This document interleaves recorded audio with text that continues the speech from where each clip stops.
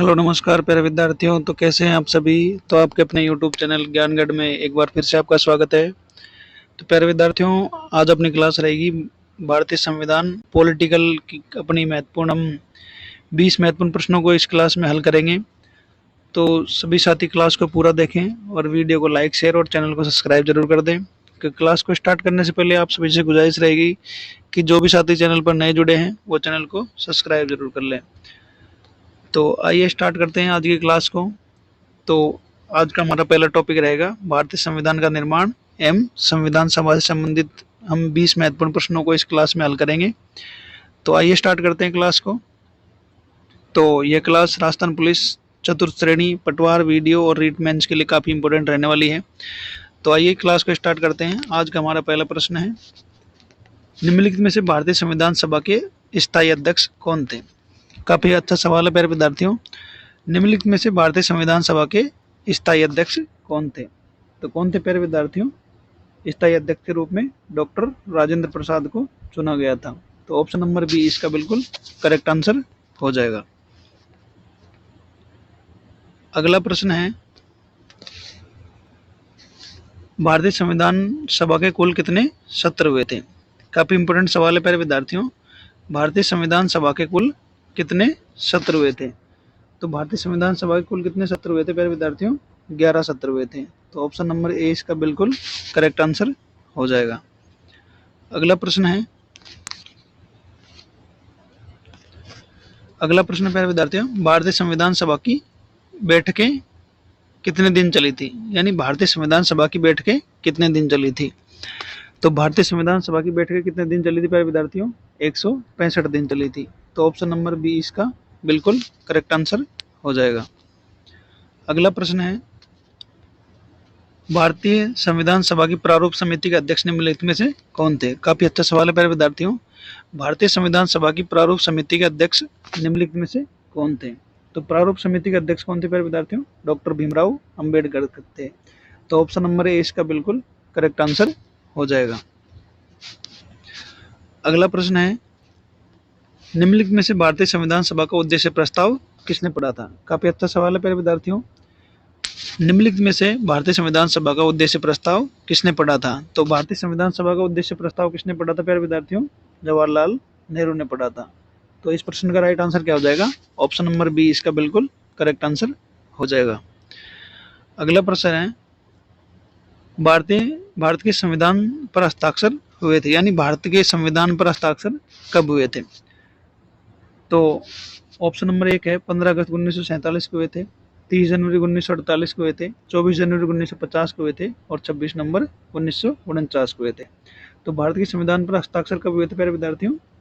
24 जनवरी 1950 को हुए थे। तो ऑप्शन नंबर सी इसका बिल्कुल करेक्ट आंसर हो जाएगा। अगला प्रश्न है, संविधान की प्रथम बैठक में कुल कितनी महिला सदस्यों ने भाग लिया था। काफी अच्छा सवाल है प्यारे विद्यार्थियों। संविधान की प्रथम बैठक में कुल कितनी महिलाओं ने भाग लिया था। तो संविधान की प्रथम बैठक में कुल कितनी महिलाओं ने भाग लिया था। 10 महिलाओं ने भाग लिया था। तो ऑप्शन नंबर बी इसका बिल्कुल करेक्ट आंसर हो जाएगा। अगला प्रश्न है, 15 अगस्त 1947 को भारत पाक विभाजन के पश्चात भारत देशी रियासतों की सीटों की संख्या कितनी रह गई थी। काफी अच्छा सवाल है। 15 अगस्त 1947 को भारत पाकिस्तान विभाजन के पश्चात भारत में देशी रियासतों की सीटों की संख्या कितनी रह गई थी। तो कितनी रह गई थी प्यारे विद्यार्थियों। 70 रह गई थी। तो ऑप्शन नंबर ए इसका बिल्कुल करेक्ट आंसर हो जाएगा।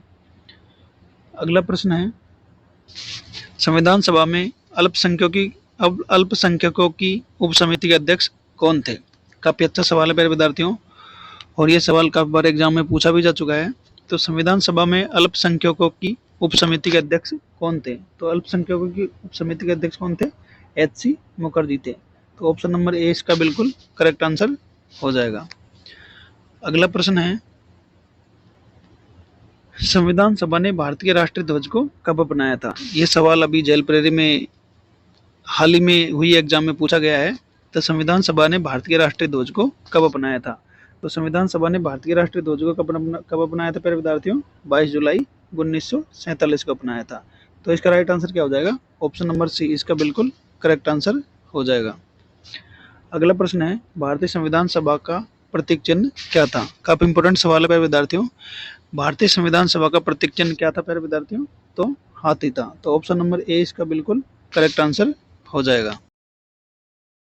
अगला प्रश्न है, डॉक्टर भीमराव अंबेडकर प्रारूप समिति के अध्यक्ष कब बने थे? तो काफी अच्छा सवाल है प्यारे विद्यार्थियों। तो डॉक्टर भीमराव अंबेडकर प्रारूप समिति के अध्यक्ष कब बने थे? तो कब बने थे प्यारे विद्यार्थियों? 13 दिसंबर 1946 को बने थे। तो ऑप्शन नंबर ए इसका बिल्कुल करेक्ट आंसर हो जाएगा। अगला प्रश्न है, भारतीय संविधान का चित्रकारी का कार्य निम्नलिखित में से किसके द्वारा किया गया था? काफी इंपॉर्टेंट सवाल है प्यारे विद्यार्थियों, और ये सवाल एग्जाम में आ सकता है, तो इसको याद रखना है आपको। भारतीय संविधान का चित्रकारी का कार्य निम्नलिखित में से किसके द्वारा किया गया था? तो किसके द्वारा किया गया था? नंदलाल बोस के द्वारा किया गया था। तो ऑप्शन नंबर ए इसका बिल्कुल करेक्ट आंसर हो जाएगा। अगला प्रश्न है, संविधान सभा में देशी रियासतों में एकमात्र महिला प्रतिनिधि एनी मस्किन किस रियासत का प्रतिनिधित्व कर रही थी? काफी अच्छा सवाल है प्यारे विद्यार्थियों। संविधान सभा में देशी रियासतों से एकमात्र महिला प्रतिनिधि एनी मस्किन किस रियासत का प्रतिनिधित्व कर रही थी? तो किस रियासत का प्रतिनिधित्व कर रही थी? त्रावणकोर और कोच्चि का कर रही थी। तो ऑप्शन नंबर डी इसका बिल्कुल करेक्ट आंसर हो जाएगा। अगला प्रश्न है, भारतीय संविधान को 26 नवंबर 1949 को किसके द्वारा अधिनियमित किया गया था? काफी अच्छा सवाल है। भारतीय संविधान को 26 नवंबर 1949 को किसके द्वारा अधिनियमित किया गया था? तो किसके द्वारा अधिनियमित किया गया था?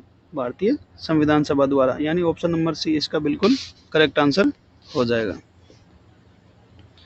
अगला प्रश्न है, संविधान सभा में महिला सदस्यों की संख्या कितनी थी? काफी अच्छा सवाल है मेरे विद्यार्थियों। संविधान सभा में महिला सदस्यों की संख्या कितनी थी? तो 15 थी। तो ऑप्शन नंबर सी इसका बिल्कुल करेक्ट आंसर हो जाएगा। अगला प्रश्न है, प्रारूप समिति में निम्नलिखित में से कौन एक सदस्य सम्मिलित नहीं था? काफी अच्छा सवाल है मेरे विद्यार्थियों। प्रारूप समिति में निम्नलिखित में से कौन एक सदस्य सम्मिलित नहीं था? तो कौन सम्मिलित नहीं थे मेरे विद्यार्थियों? एच.सी. मुखर्जी सम्मिलित नहीं थे। तो ऑप्शन नंबर ए इसका बिल्कुल करेक्ट आंसर हो जाएगा। अगला प्रश्न है, भारतीय संविधान के निर्माण के समय संवैधानिक सलाहकार कौन थे? काफी अच्छा सवाल है ये भी। भारतीय संविधान के निर्माण के समय संवैधानिक सलाहकार कौन थे? तो भारतीय संविधान के निर्माण के समय संवैधानिक सलाहकार कौन थे? बी.एन. राव, यानी बेनेगल नरसिम्हा राव थे। तो ऑप्शन नंबर सी इसका बिल्कुल करेक्ट आंसर हो जाएगा। अगला प्रश्न है, संविधान सभा के निर्माण हेतु अंग्रेजों द्वारा किया गया प्रथम प्रयास कौन सा था? काफी अच्छा सवाल है प्यारे विद्यार्थियों। संविधान सभा के निर्माण हेतु किया गया अंग्रेजों द्वारा प्रथम प्रयास कौन सा था प्यारे विद्यार्थियों? अगस्त प्रस्ताव था। तो ऑप्शन नंबर डी इसका बिल्कुल करेक्ट आंसर हो जाएगा। और अगला सवाल है प्यारे विद्यार्थियों, और आज की क्लास का हमारा अंतिम सवाल है, किस योजना के तहत भारत में संविधान सभा के चुनाव करवाए गए थे? काफी अच्छा सवाल है प्यारे विद्यार्थियों। किस योजना के तहत भारत में संविधान सभा के चुनाव करवाए गए थे? तो किस योजना के तहत करवाए गए थे प्यारे विद्यार्थियों? कैबिनेट मिशन के तहत करवाए गए थे। तो ऑप्शन नंबर बी इसका करेक्ट आंसर हो जाएगा। तो ये थे प्यारे विद्यार्थियों हमारी आज की क्लास, जिसमें हमने 20 महत्वपूर्ण भारतीय संविधान एवं संविधान सभा से संबंधित 20 महत्वपूर्ण प्रश्नों को हल किया। तो कैसी लगी आपको हमारी क्लास? कमेंट बॉक्स में कमेंट करके ज़रूर बताएं। और जो भी साथी चैनल पर नए जुड़े हैं वो चैनल को ज़रूर सब्सक्राइब कर ले और बेल आइकन को प्रेस कर ले, ताकि जब भी हमारी कोई क्लास हो आप तक उसका नोटिफिकेशन सबसे पहले पहुंच जाए। तो मिलते हैं अगले वीडियो में। आज के लिए इतना ही, तब तक के लिए धन्यवाद।